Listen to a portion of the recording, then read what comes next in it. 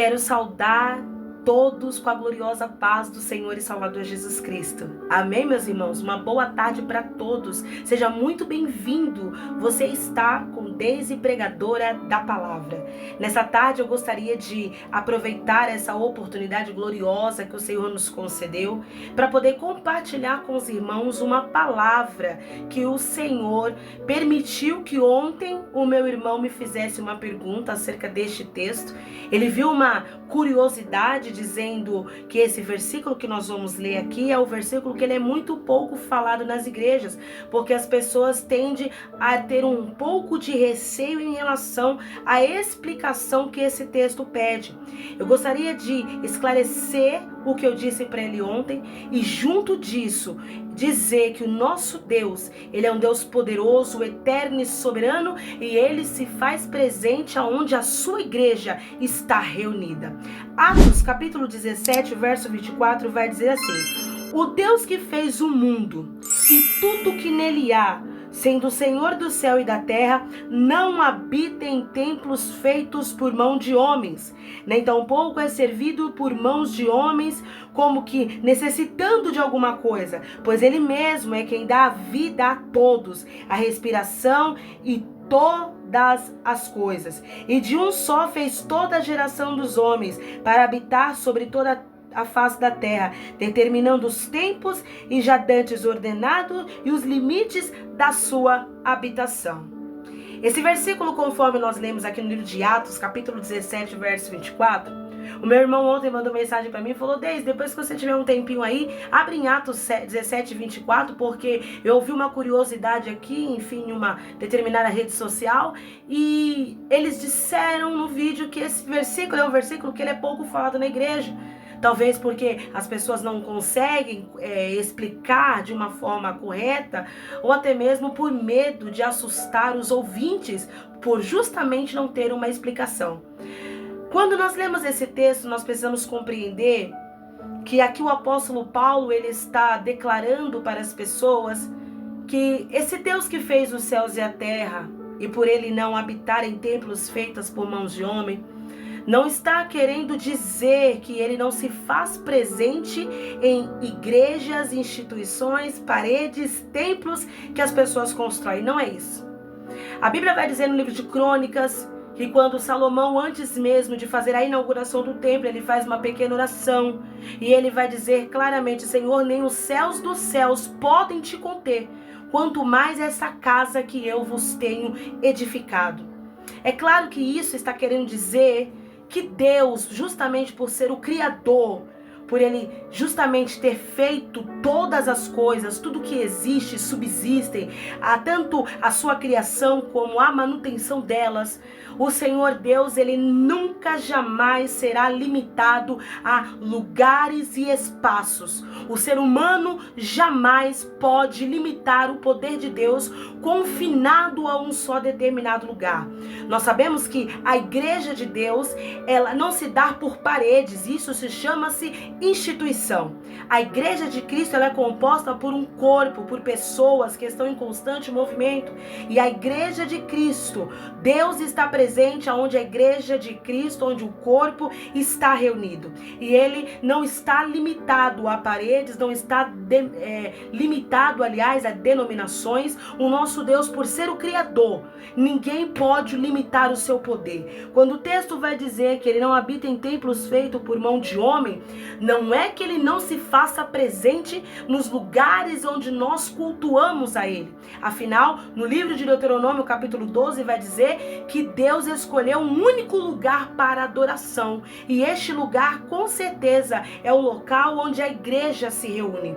Ele estava dando algumas instruções acerca do lugar certo para o adorar, como deveria ser feito o altar para que ele pudesse então receber a adoração do povo. E nós sabemos que onde o povo se reúne, este é o corpo do Senhor é este lugar que o Senhor se faz presente.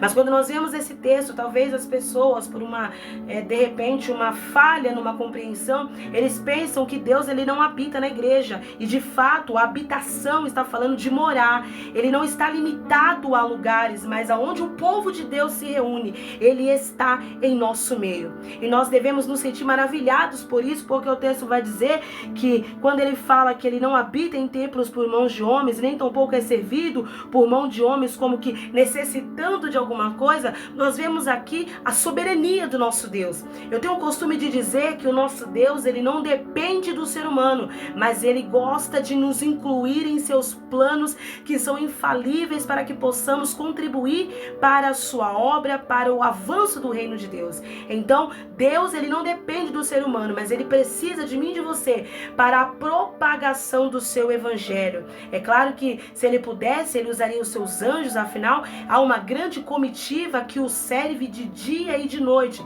mas ele escolheu a mim e a você para poder ser os porta-vozes dele, embaixadores do reino, para ser representantes dele enquanto nós estamos aqui nessa terra.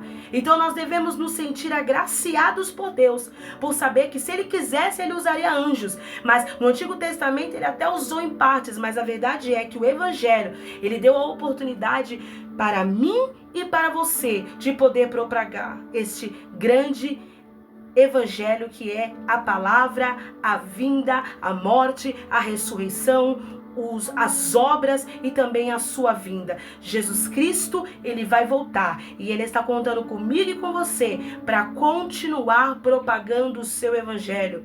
Ele não habita no sentido de permanecer, de ficar ali apenas naquele lugar e simplesmente ficar limitado àquele local. Eu também tenho o costume de dizer que Deus não está limitado a 2 horas ou 1h30 de culto semanal. Ele é Deus poderoso, soberano e opera quando e na hora e onde ele quiser operar. Isaías capítulo 40 vai deixar claro que ali é Deus prometendo livramento para o povo de Israel. E ele vai deixar claro: quem foi que me deu conselho?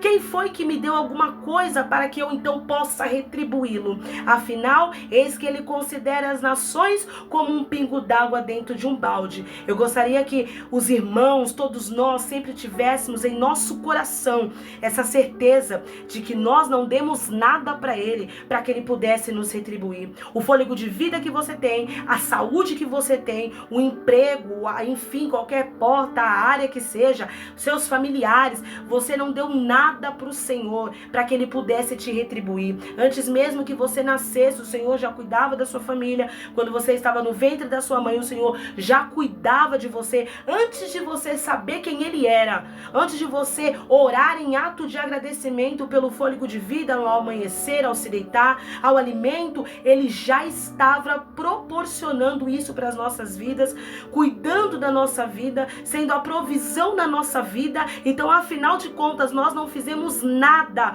para merecer essa tão grandiosa salvação. Eu tenho o costume de dizer que a salvação, ela não é sobre uma boia que alguém joga para alguém que está se afogando. Eu digo que a salvação, ela é sobre um mergulhador que vai até o profundo do oceano, resgata aqueles que já estavam à beira da morte se afogando e traz de volta para a beira da praia, para a superfície das águas e nos concede a vida eterna. Esse é o nosso Deus. Nós não colocamos a mão na boia, nós não fazemos e não fizemos e não faremos nada para adquirir a salvação. Afinal, ele é um presente, é um dom de Deus que não vem de vós para que ninguém se glorie. É um presente que ele deu para nós. Então nós nunca, jamais limitaremos o poder de Deus, nem na nossa vida. Não está limitado às 4 paredes, o local onde nós congregamos, não está limitado a lugares e locais. O nosso Deus não está limitado a placas e denominações.